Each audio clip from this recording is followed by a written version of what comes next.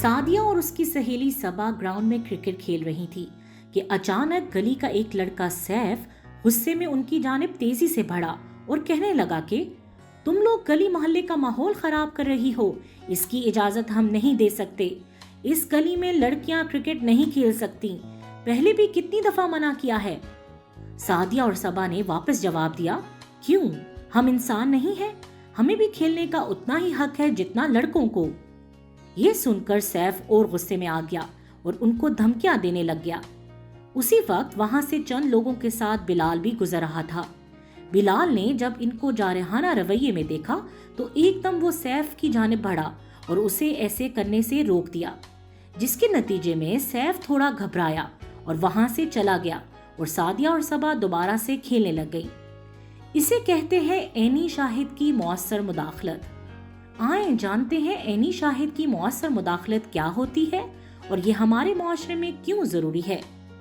عینی شاہد کی مؤثر مداخلت ممکنہ طور پر نقصان دہ صورتحال یا ایک شخص کے دوسرے کے ساتھ تشدد کو پہچاننا اور اس طرح سے اس کا رد عمل یا جواب دینے کا انتخاب کرنا ہے جو نقصان دہ نتائج کو کم کر سکے یا رد کر سکے۔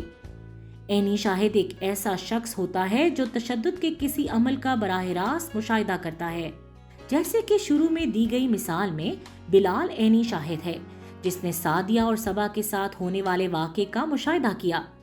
یہاں عینی شاہد اور عینی شاہدین کے اثرات کو بھی جاننا بہت ضروری ہے۔ اکثر یہ دیکھنے میں آیا ہے کہ جب بھی کوئی تشدد کا واقعہ رونما ہوتا ہے تو جتنے زیادہ لوگ تشدد کا واقعہ کا مشاہدہ کرتے ہیں، اس بات کا امکان اتنا ہی کم ہوتا ہے کہ ان میں سے کوئی فرد تشدد کو روکنے کے لیے مداخلت کرے گا۔ اس کی بہت سی وجوہات ہو سکتی ہیں، مثلاً سب سے بڑی وجہ خطرہ، جو کوئی اپنے لیے مول نہیں لینا چاہتا۔ دوسری یہ کہ لوگ ایسی صورتحال میں پہل کرنے میں گھبراتے ہیں۔ ہر کوئی یہ سمجھتا ہے کہ کوئی دوسرا آ کر مداخلت کر لے گا۔ سعدیہ اور صبا کی مثال میں جب سعدیہ اور صبا کرکٹ کھیل رہی تھی تو اس وقت گراؤنڈ میں اور بھی لوگ موجود تھے، مگر مداخلت کے لیے ایک شخص صرف بلال سامنے آیا۔ ہم نے دیکھا کہ بلال کی مؤثر مداخلت نے صورتحال کو پرتشدد ہونے سے روک لیا۔ ہمیں کیسے پتہ چل سکتا ہے کہ کب اور کس جگہ مداخلت فائدہ مند ہو سکتی ہے؟ بنیادی طور پر ہمیں کسی شخص کے کسی دوسرے شخص کی طرف جارحانہ قسم کے جسمانی یا جنسی رویے کو نوٹ کرنا ہوتا ہے، جیسے کہ کسی خاتون کے ساتھ نامناسب رویہ، جنسی نوعیت کے جملے کسنا یا زبردستی چھونے کی کوشش، یا کسی اکیلے بچے کو کوئی شخص اس کے والدین کی اجازت کے بغیر یا زبردستی لے کر جا رہا ہو۔ تو ایسی تمام صورتحال میں عینی شاہد کی مؤثر مداخلت تشدد سے متاثرہ شخص کے لیے مددگار ثابت ہو سکتی ہے۔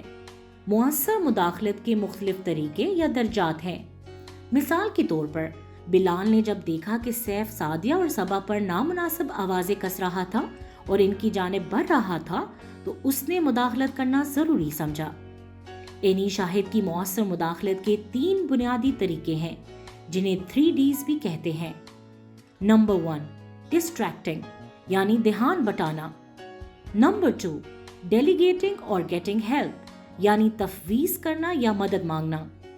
نمبر 3، ڈائریکٹلی انٹرویننگ یعنی براہ راست مداخلت۔ آپ کے خیال میں بلال نے مداخلت کے لیے کون سا طریقہ اپنایا؟